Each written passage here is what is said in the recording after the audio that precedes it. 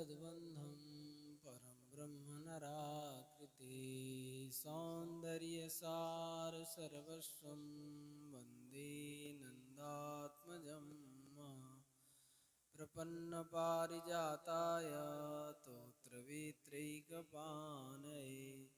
ज्ञानमुद्राय कृष्णाय गीतामृतदुहे नमः। वसुदेवसुतं देवं कंसचाणूरमर्दनं देवकी परमानन्दं कृष्णं वन्दे जगद्गुरुं। वंशीविभूषितकरान्नवनीरदाभात् पीताम्बराधरुणबिम्बफलाधरोष्ठात् पूर्णेन्दुसुन्दरमुखादरविन्दनेत्रात् कृष्णात् परं किमपि तत्त्वमहं न जाने। नवजलधरवर्णं चम्पकोद्भासिकर्णं विकसितनलिनास्यं विस्फुरन्मन्दहास्यं कनकरुचिदुकूलं चारुबरहावचूलं कमपि निखिलसारं नौमि गोपीकुमारं। वन्दे मुकुन्दमरविन्दजलायदाक्षं कुन्देन्दुशङ्खदशनं शिशुगोपवेशम् इन्द्रादिदेवगणवन्दितपादपीठं वृन्दावनालयमं वसुदेवसूनुं। ध्येयं सदा परिभवग्नमभीष्टदोहं तीर्थास्पदं शिवविरिञ्चिनुतं शरण्यं। भृत्यार्तिहं प्रणतपालभवाब्धिपोतं वन्दे महापुरुषते चरणारविन्दम्। प्रह्लादनारदपराशरपुण्डरीक व्यासाम्बरीषशुकशौनकभीष्मदाल्भ्यान् रुक्माङ्गदार्जुनवसिष्ठविभीषणादीन् एतानहं परमभागवतान् नमामि। यस्या कदापि वसनाञ्चलखेलनोत्था धन्यातिधन्यपवनेन कृतार्थमानि योगीन्द्रदुर्गं गतिर्मधुसूदनोऽपि तस्या नमोऽस्तु वृषभानुबोधिसेऽपि।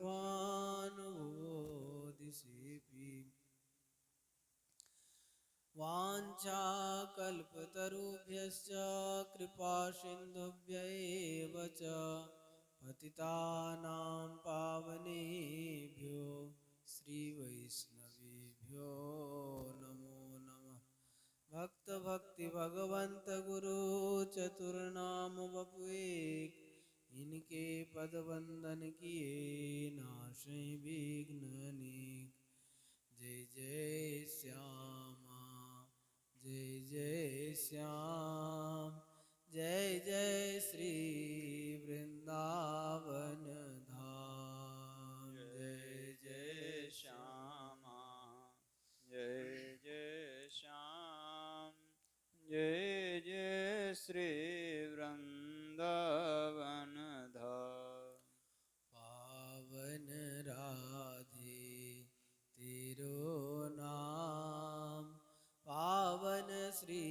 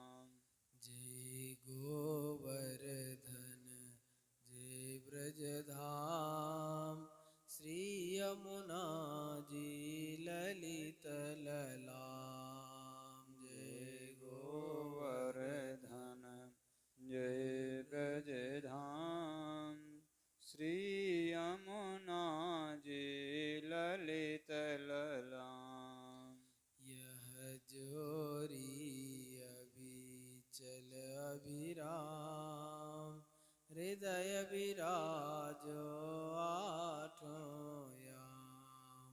यह जोरी अविचल अभिराम हृदय विराजो आठों याम। मेरी श्यामा मेरो श्याम मेरो श्री वृंदावन धाम। मेरी श्यामा मेरो श्याम मेरो श्री वृंदावन धाम। जय जय श्यामा जय जय श्याम जय जय श्री वृंदावन धाम। जय जय श्यामा जय जय श्याम जय जय श्री वृंदावन धाम। जय जय श्री वृंदावन धाम। जय जय श्री वृंदावन धाम। श्री वृंदावन बिहारी लाल की जय। श्री राधा रानी की जय। श्री यमुने रस रानी की जय। श्री ललित लाडली गोपाल लाल की जय। अनंत कोटि सर्व संत महात्माओं की जय। जय जय श्री राधे श्याम। भक्तवंछा कल्पतरु भक्तवत्सल शरणागत वत्सल अहेतुक करुणा वरुणालय हमारे ललित लाडली गोपाल लाल जी के अहेतुक कृपा करुणा से हम लोग भक्तमाल की चर्चा कर रहे हैं। पूर्व प्रसंग में हम लोग श्री कबीरदास जी का चरित्र श्रवण किए।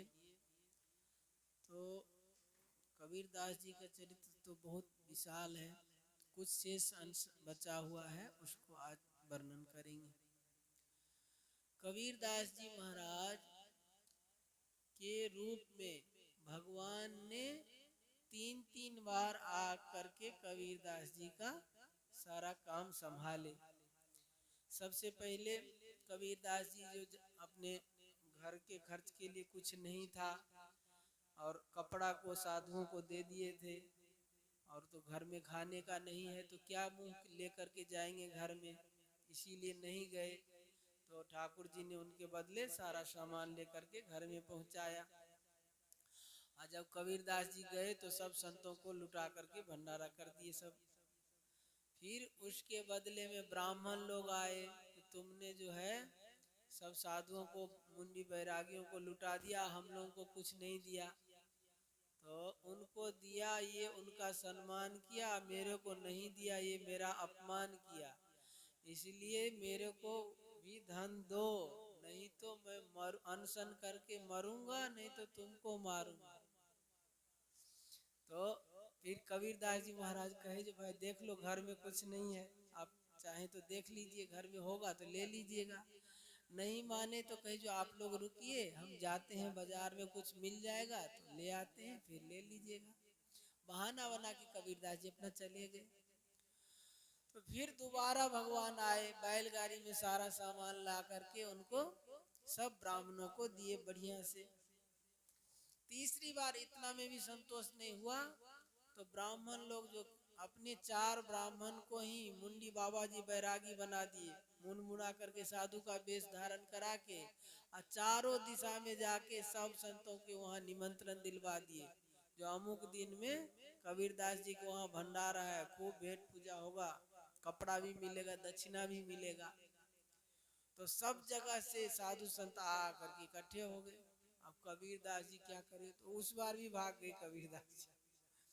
तो भगवान ने आकर के फिर कबीरदास जी के रूप में सारा काम संभाला वहां पे।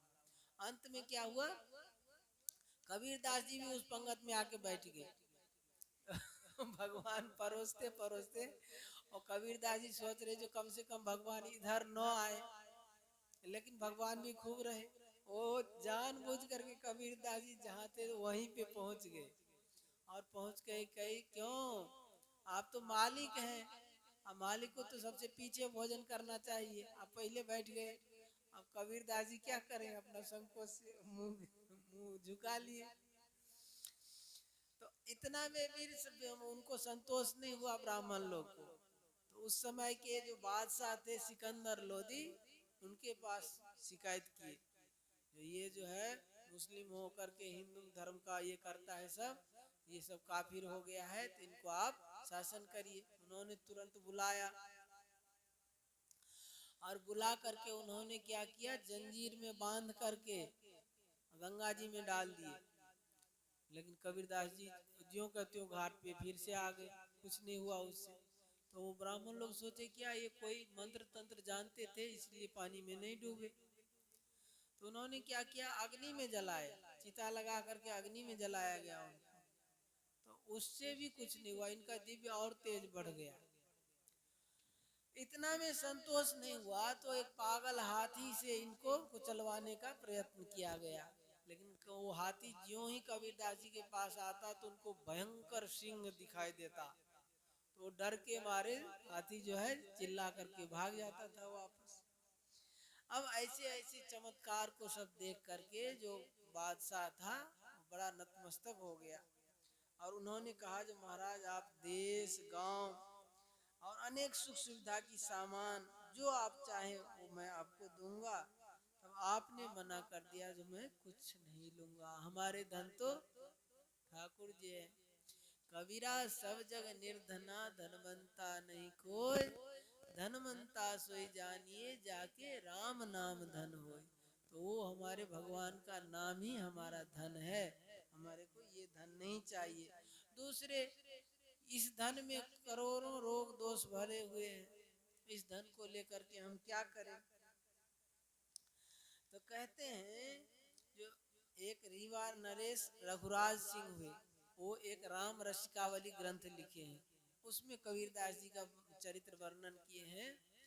तो उसमें लिखते हैं, कहते हैं एक बार कबीरदास जी धन का अनर्थ बताए ना, जब राजा धन देना चाहा तो इन्होंने मना कर दिया, कहे जो इस धन में तो बहुत सारे दोष है, और भगवान का नाम और भगवान ही हमारे धन है। तो इसमें दोष के ऊपर एक दृष्टांत दे के समझा रहे हैं। जैसे कबीरदास जी महाराज एक बार जा रहे थे, अपनी माता जी के साथ में जा रहे थे, तो रास्ता में कुछ मोहरों का थैली मिला, तो उनकी माता जी लेने के लिए चली गई। तो कबीरदास जी मना किए, जो नहीं मत लो मत लो, उनको ज्ञान दिए उपदेश दिए समझाए बुझाए, जो नहीं ये नहीं लेना चाहिए, धन में बहुत अनर्थ है। तो वो नहीं समझी, चिढ़ गई, अच्छा तमाशा देखना चाहते हो तो देखो अभी तमाशा दिखाता हूँ।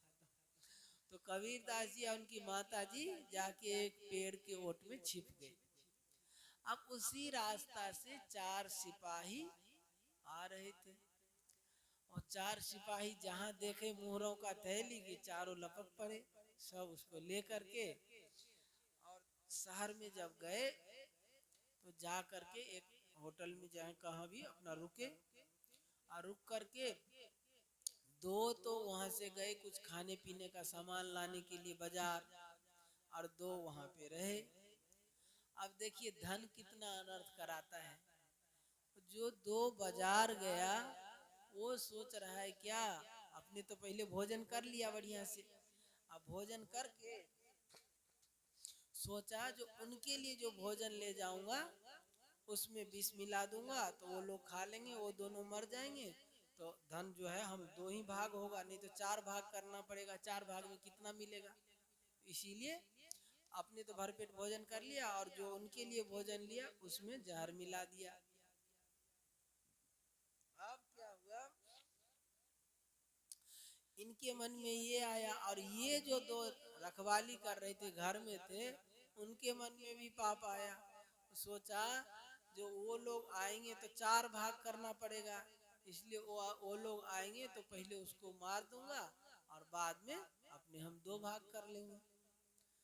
तो ऐसा ही हुआ, जब वो आ करके और थके हुए का बहाना करके लेट गया, इन लोगों के लिए भोजन रख दिए।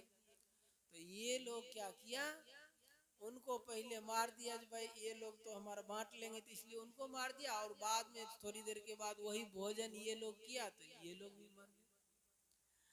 अब वो माता जी को दिखा रहे हैं कबीरदास जी, देखो तमाशा। कहे इतना ही नहीं, अभी देखो तमाशा। और फिर क्या हुआ, तो उस वणिक की धर्मशाला में 4 हत्याएं हुई।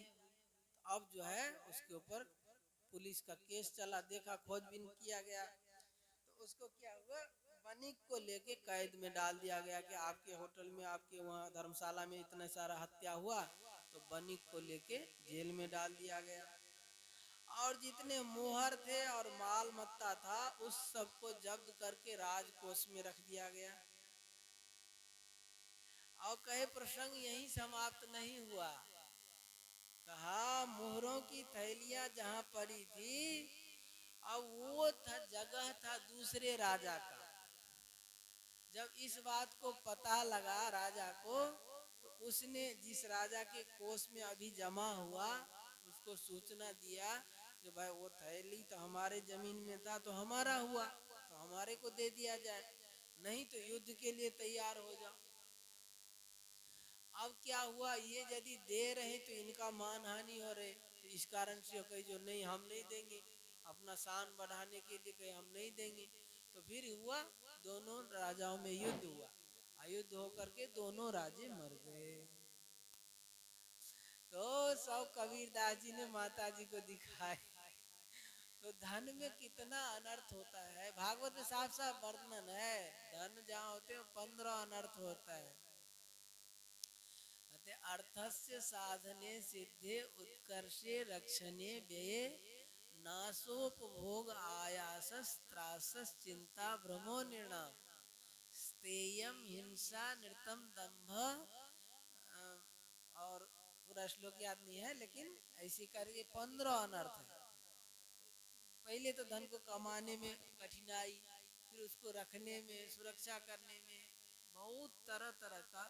मैं बताया ना, आपके पास कुछ नहीं तो आराम से शांति से जी रहे हैं, जहाँ पैसा हो गया तो देखिए 2 4 10 मित्र, 2 4 10 शत्रु सब बन जाते हैं। तो इसी प्रकार से इसको दिखा करके कबीरदास जी ने अपनी माता जी को समझाया। कबीरदास जी ने पुनः माता को सचेत कर वहां से प्रस्थान किया। कहने का तात्पर्य जो कबीरदास जी का स्वयं का अनुभव है, अतः बोले जामे भरे कोटि रोग। जब राजा ने धन देना चाहा तो इस धन को हम नहीं लेंगे, इसमें तो कई रोग भरे हुए। अब क्या हुआ, जब संत सदगुरु और भगवान की कृपा से श्री कबीरदास जी बादशाह को जीतकर और उनके द्वारा उपस्थित किए गए बड़े बड़े प्रलोभनों को जीतकर घर आ गए, इसी से कहा गया है कि कोटि विघ्न सिर पर परे, कोटि दुष्ट को हाथ, तुलसी कछु न कर सके जो सहाय रघुनाथ। रहीमन को का करे, ज्वारी चोर लवार, जो पति राखन हार है, माखन चाखन हार। तो कहते हैं अब क्या हुआ, बादशाह सिकंदर लोदी ने एक बार श्री कबीरदास जी के पास एक पत्र भेजा और प्रार्थना किया कि आप महान ज्ञानवान हैं, साक्षात साहब से मिले हुए हैं, तो साहब के यहाँ सभी मत मजहबों का आदर है, अतः आप मेरे लिए एक ऐसा ग्रंथ भेज दीजिए जिसमें सभी मत मजहबों का सिद्धांत की बातें लिखी हो। तो कबीरदास जी ने कहा उनको, एक बैलगाड़ी कागज भेज दो। बादशाह को कहा एक बैल, उन्होंने कहा एक ग्रंथ लिख के भेजने के लिए, उन्होंने कहा एक बैलगाड़ी कागज भेज दो। संजोग से वो बादशाह भेज दिया एक बैलगाड़ी कागज, और कबीरदास जी ने उसमें भगवान का नाम लिख दिया, और उस प्रभाव से पूरे बैलगाड़ी में उसमें लिखा गया, और उसमें से जो जिस मत का, जो जिस मजहब का था, और जो उठाता तो उसको उसी मत का, उसी मजहब का सब उसमें ग्रंथ मिलता। विचित्र विलक्षण बात। विशेषता यह थी कि कोई जिस मत मजहब का सिद्धांत ग्रंथ खोजते उसे वही मिल जाता। इससे बादशाह बहुत ही प्रभावित हुआ और यदा कदा उनके दर्शन के लिए आया करता था। अब कबीरदास जी की विजय से विरोधी ब्राह्मण लोग अत्यंत लज्जित हुए और साधुओं से साफ दिलाकर उन्हें परास्त करने के विचार से, ये वाला चरित्र तो हम बता दिए, जो उनको बुला लिए चारों तरफ, चारों दिशा में साधुओं को भेजे, निमंत्रण दे दिए। निमंत्रण देने के बाद वो लोग आ गए, घर में कुछ खाने का है नहीं, तो फिर भगवान आकर के फिर उनको संभाले। अब क्या हुआ, कबीरदास जी जब जय जयकार होने लगा वहां पे पंगत का, तब कबीरदास जी सुने, उनको मालूम पड़ा तो पंक्ति हो रही, तो प्रभु ने मेरी लाज रख ली।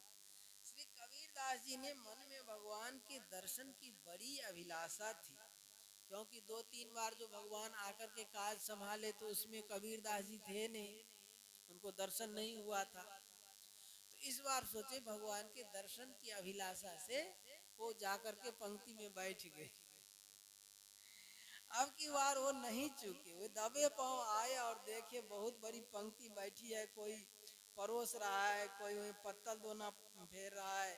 तो यह भी जहाँ अभी दोना पत्तल नहीं फेरी गई थी वहां जाकर के बैठ गए और परोसने वाला सब चीज इनको भी परोस दिया। परोस देने के बाद क्या हुआ, सबके साथ भोजन करने लगे। इतने में पंक्ति का निरीक्षण करते हुए जो भगवान रूपधारी कबीरदास जी थे वो आकर के पहुंचे, सबका निरीक्षण कर रहे भाई किसको क्या मिला नहीं मिला। अब कबीरदास जी सब चाह रहे जो भाई भगवान इधर नहीं आए कम से कम। अब भगवान तो जानबूझ के उनके सामने ही जाना चाहते थे, तो परंतु भगवान ही खूब थे, आखिर आ ही गए और आकर चुप भी नहीं रहे, कम से कम चुपचाप देख के चले जाते, सो भी नहीं। उन्होंने कहा क्यों जी, पहले तो भाग गए और अब आकर पहले खाने भी बैठ गए। पहले तो छोड़ करके भाग गए और आप तो मालिक हो, मालिक को तो सबके बाद पाना चाहिए। तो श्री कबीरदास जी अपने रूप में प्रभु का दर्शन करके कृतार्थ हो गए, संकोच बस सिर झुका लिए। भगवान भी आगे बढ़ गए, खूब पंक्ति हुई, साधु ब्राह्मण भोजन करके प्रसन्न हुए। अंत में सबको एक एक अचला और एक एक मुहर दक्षिणा में दी गई।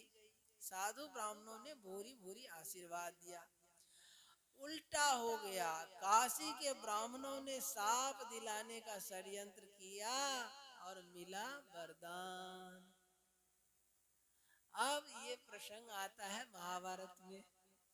महाभारत की प्रसंग है जो दुर्वासा जी चातुर्मास करने के लिए आए दुर्योधन के वहां। जीवन काल में दुर्वासा जी 2 आदमी के ऊपर प्रसन्न हुए, जीवन भर में, क्यों उनके नाक पे ही गुस्सा रहता था और किसी से प्रसन्न नहीं होते थे जल्दी। और कौन कौन 2 आदमी से प्रसन्न हुए, तो एक कुंती माता और एक दुर्योधन। कुंती माता से तो बचपन में ही जब कुंती माता थी वहां पे गए थे तो उन्होंने सेवा की, तो उनको प्रसन्न होकर के मंत्र दिए थे, तो जब जैसी इच्छा जिस देवता को बुलाना चाहोगे वो उसको आना ही पड़ेगा। तो वो फिर प्रसंग जानते हैं आप, कर्ण का जो प्राकट्य होता है, सूर्य भगवान का उपासना का मंत्र किए थे, तो एक कुंती माता से प्रसन्न हुए थे, दूसरे दुर्योधन से। दुर्योधन 4 महीना के लिए दुर्वासा जी का तन मन से खूब कठिनाई था, फिर भी सेवा की।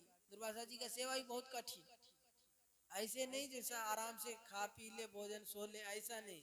जब सब सो जाएंगे 12 बजे रात में कहेंगे अब हमको भूख लगा है, हम वो भोजन बनाओ, और वो बना के दो, अब बना के दिए और फिर कहेंगे ये पसंद नहीं, अब क्या करें। बहुत कठिनाई था, लेकिन फिर भी उनके मन में स्वार्थ था दुर्योधन को, तो उन्होंने कठिनाई सह करके 4 महीना तक बड़े प्रेम से सब दुर्वासा जी का सेवा किया। सेवा करने के बाद प्रसन्न हो गए दुर्वासा जी, फिर वरदान मांगो। तो वरदान मांगने में क्या वरदान मांगे, जो प्रभु जैसे हमारे ऊपर कृपा किए ऐसे हमारे भाई लोग रहे पांडव, उनके ऊपर भी कृपा करिए। लेकिन कृपा कब करिए, जब द्रौपदी प्रसाद पाले तब। क्यों?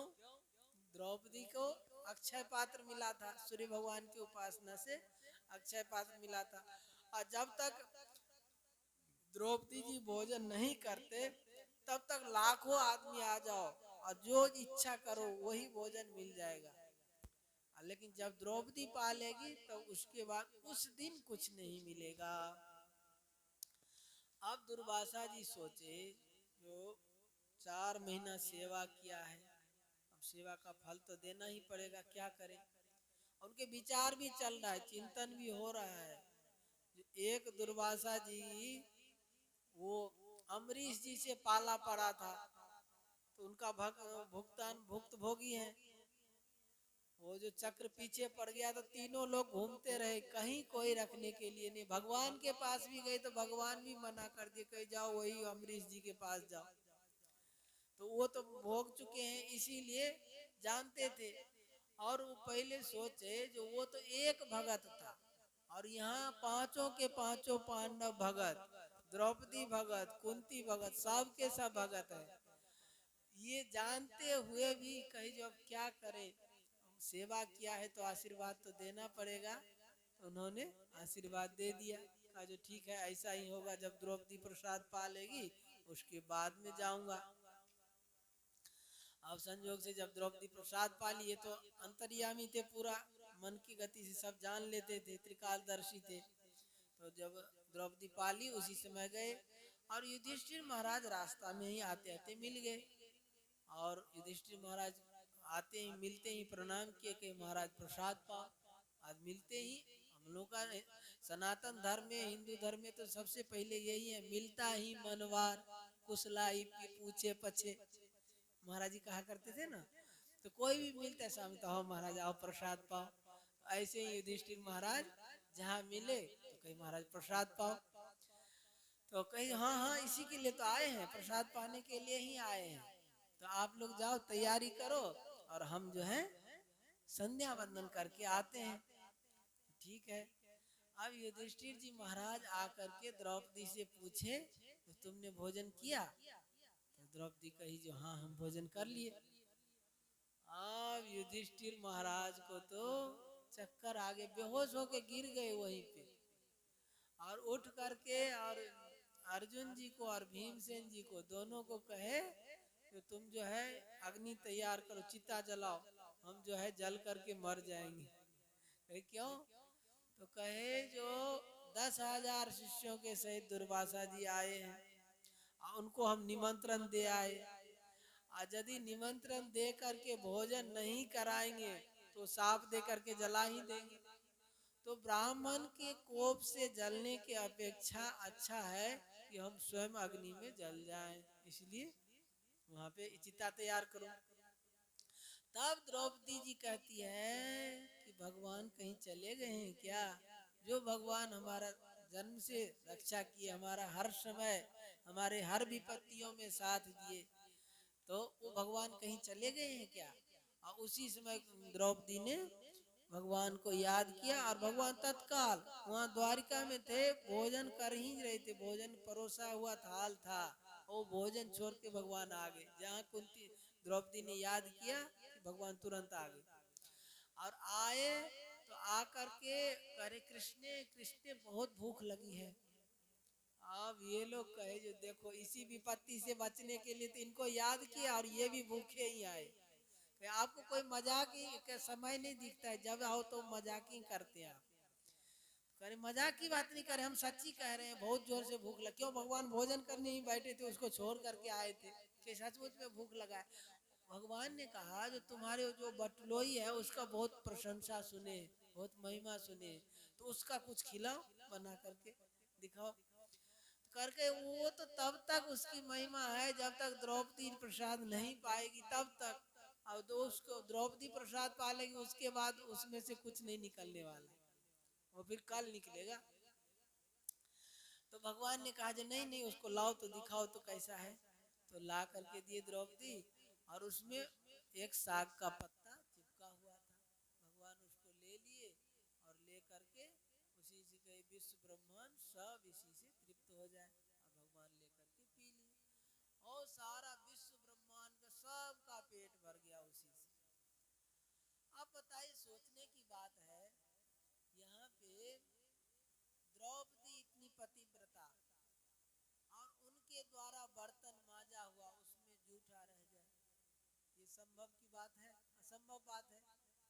लेकिन भगवान की इच्छा से कुछ भी हो सकता है। भगवान अमर को भी मार सकते हैं। एक नीमुची नाम का दैत्य था, वो ब्रह्मा जी से वरदान मांग करके अमर हो गया था, इतना शक्तिशाली हो गया था, देवताओं से युद्ध करता तो उनका अस्त्र शस्त्र देवताओं को घायल कर देता और देवता का अस्त्र शस्त्र उनको कोई हानि पहुंचाता ही नहीं। तो देवता लोग परेशान हो गए, परेशान होकर भगवान से जाके प्रार्थना की, प्रभु आप ही रक्षा करो, आप नहीं तो ये नीमुची जो है सबको संहार कर देगा। तो भगवान ने कहे जो क्यों वरदान मांग लिया था, जो न सूखे से मरूं न गीला से मरूं, ऐसा वरदान मांग लिया था। तो वो कहे जो समुद्र का फेन लेकर के उसको मारो, उसी से मर जाएगा। और समुद्र का फेन न गीला होता है न सूखा होता है। तो उसी से समुद्र भगवान ने उनको समुद्र का फेन से मरवा दिया। तो भगवान अमर को भी मार सकते हैं।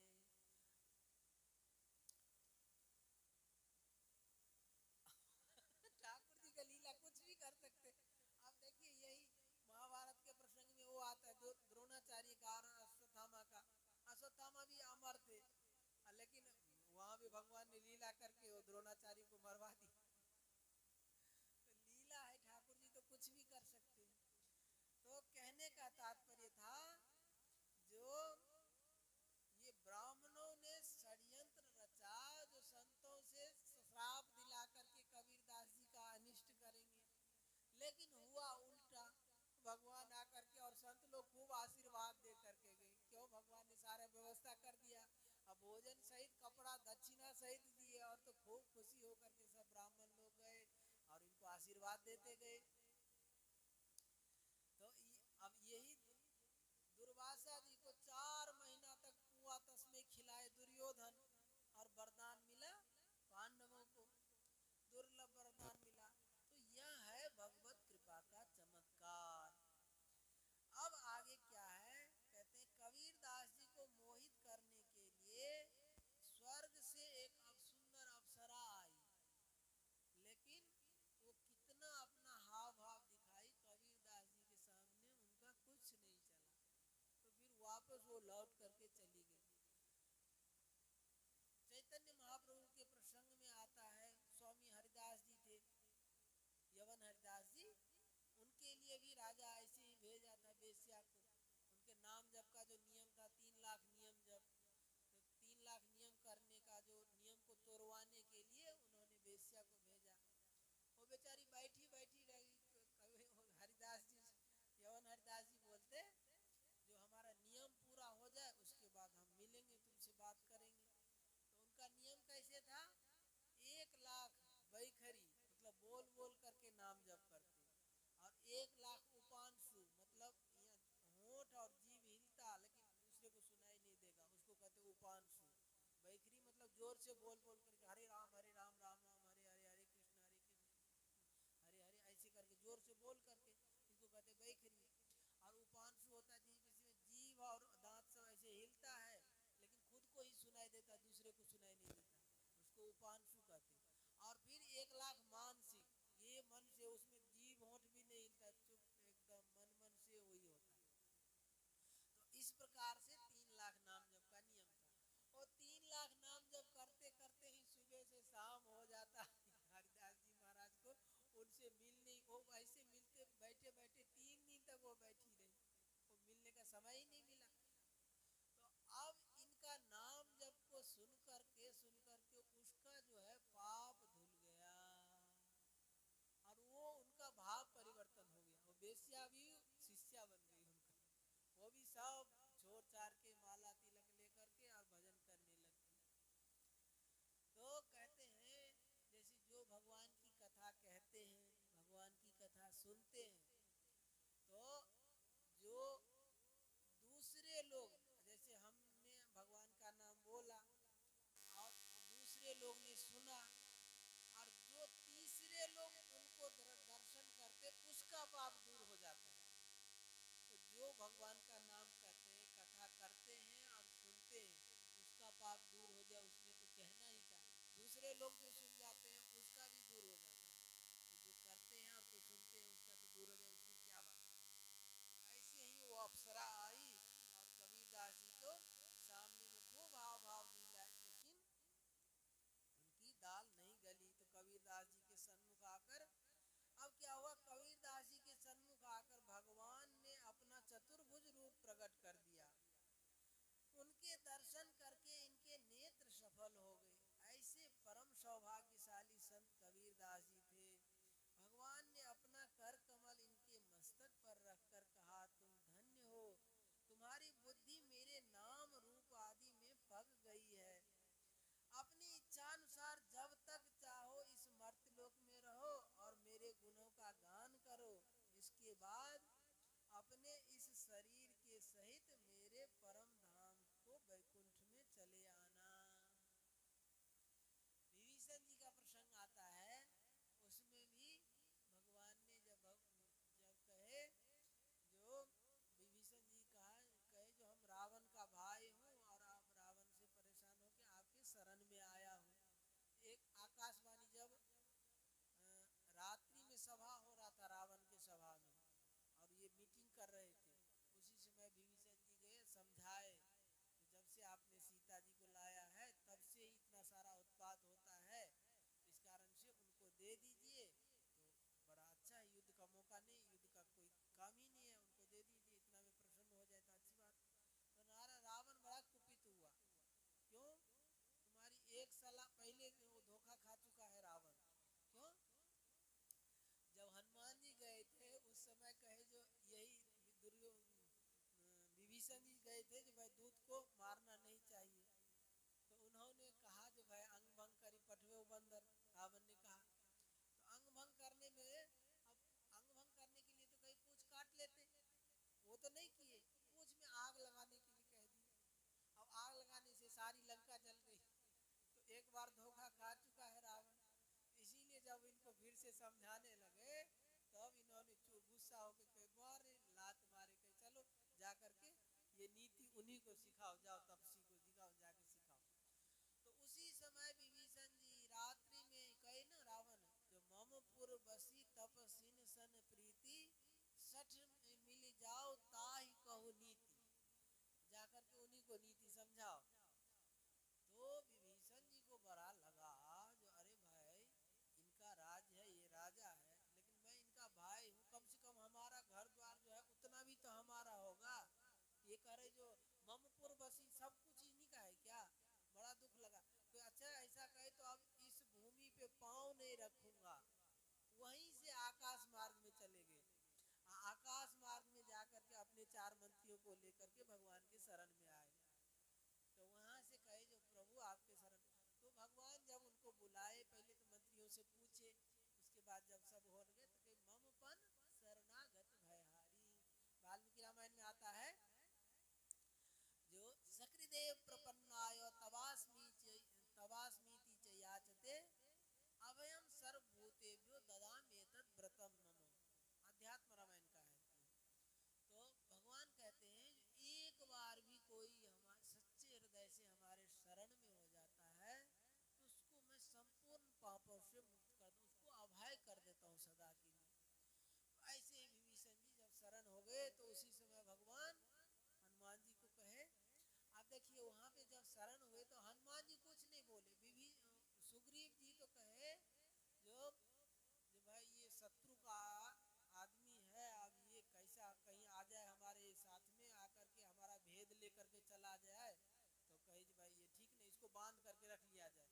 सुग्रीव जी ने ये बताया। तो भगवान कहे जो सखा नीति तुम नीक विचारी, ममपन शरणागत भयहारी। तो जब कहे जी भाई मेरे शरणागत का भय रक्षा करना हमारा धर्म है, हम शरणागत का त्याग नहीं कर सकते। तो हनुमान जी चाहते तो सुग्रीव विभीषण जी का सिफारिश कर सकते थे। क्यों, हनुमान जी को तो बहुत सहायता किए थे ना, लंका में जब गए थे तो वही रुके और सारा भेद बताए, सीता जी के पास ले जाने का उपाय बताए, सारा चीज तो विभीषण जी किए थे ना। तो हनुमान जी यहाँ पे सिफारिश कर सकते थे उनका पक्ष लेकर के, हनुमान जी नहीं जो प्रभु ये तो बहुत अच्छे आदमी है, इनको ले लीजिए, लेकिन हनुमान जी नहीं कहे, कुछ नहीं कहे। क्यों? हनुमान जी ने सोचा यदि हम अभी इनका सिफारिश कर देंगे तो ये जो है भगवान को छोड़ के हमारा ही गुण गाते रहेंगे। इसीलिए हनुमान जी ने अब कुछ नहीं कहे, चुपचाप रहे, सब जानते हुए भी चुपचाप रहे। फिर भगवान ने उनको शरण लिया, शरण लेकर के फिर उनको समुद्र का जल लेकर के वहीं पे तिलक कर दिया। तो वहीं पे भगवान ने कहे, और भगवान जब देने लगे लंका तो भगवान बहुत संकोच के, संकोच हुआ भगवान को देने में। करे जो संपदा 10 शीश अरप करी रावण शिव पहिलीनी, सोई संपदा विभीषण ही सब राम सकुचा करके दे रहे। क्यों? क्योंकि लंका की पहले जैसी दशा है नहीं। हनुमान जी ने लंका को जला दिया है, जो कुरूप हो गई लंका। अब जली जलाई लंका को विभीषण जी को दे रहे। तो विभीषण जी कहेंगे क्या, जो भगवान भी दे रहे, जली जलाई लंका दे रहे। तो भगवान जब दिए, लंका का राजा बनाए, तो उसमें संतोष नहीं हुआ। तो उनके बाद भगवान ने कहा जो 1 कल्प तक तुम राज्य करो यहाँ, और उसके बाद फिर हमारे धाम को आ जाना, जहाँ सब संत जाए, जहाँ संत सब जाए। तो भगवान ने उनको कहा जो मेरे धाम में आ जाना। ऐसे ही कबीरदास जी को इनको कह रहे हैं जो तुम ऐसे भक्त हो, तुम धन्य हो, तेरी बुद्धि ऐसे हमारे नाम मिलेगा, मर्त लोक में रहो